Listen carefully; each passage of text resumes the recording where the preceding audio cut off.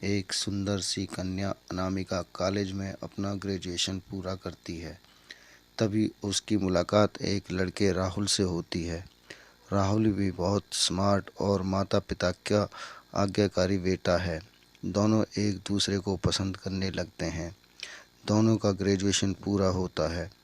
राहुल अपने शहर में जॉब करने लगता है और लड़की भी एक अच्छी जॉब कर रही है।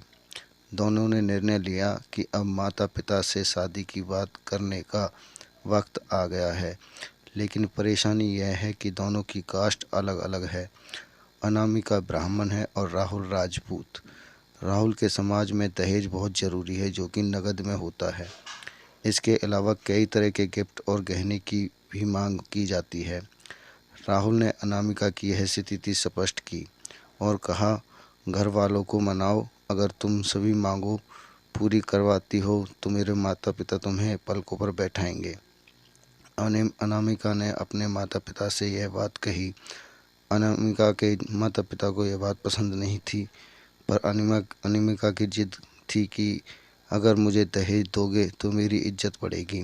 अनामिका के माता पिता सक्षम भी थे, बिना मांगे भी अनामिका को बहुत कुछ दे सकते थे, पर उन्हें इस तरह दहेज की मांग करने वाले लोग पसंद नहीं आ रहे थे। लेकिन माता पिता अनामिका की खुशी चाहते थे। उन्हें यह डर था कि कहीं उनकी बेटी ये ना सोचे कि अपनी बेटी को कुछ देना नहीं चाहते, इसलिए उन्होंने सभी शर्तें मानी।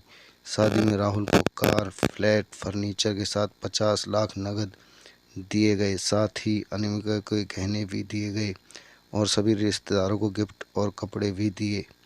शादी बहुत धूमधाम से की गई, कोई कमी नहीं छोड़ी गई। अनामिका को मन की यह गुमान था कि इस कास्ट अलग होने के बावजूद माता पिता ने उनकी शादी ससुराल के हिसाब से की।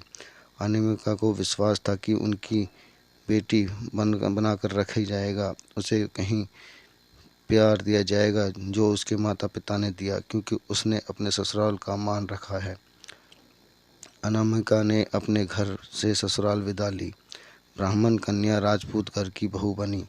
ससुराल में बहुत ज़्यादा पर्दा प्रथा थी। बहू को मनचाहा खाना खाने तक की स्वतंत्रता नहीं थी। कितनी भी भूख क्यों ना हो, घर की बहू सबके बाद खाना खाएगी। यहाँ तक कि उसके घर के पुरुष के सामने बैठने तक की इजाज़त नहीं थी। अनामिका ने इस बात पर ऐतराज़ दिखाया, पर उसकी किसी ने नहीं सुनी। राहुल ने भी यह बोल कर मुँह फेर लिया कि यह तो परंपरा है। अनामिका को जो गुमान था वो धरा के धरा रह गया। उसे अपने माता पिता की बात याद आई, जब उन्होंने समझाया था कि उसने बहुत लड़ी थी। उसने ससुराल में बात करने का फैसला किया। अनामिका ने अपने सास ससुर और पति से बात की, लेकिन उन्होंने नहीं सुनी। उसे बहुत बेरहमी से पीटा गया। अनामिका ने कभी ऐसा व्यवहार नहीं देखा था।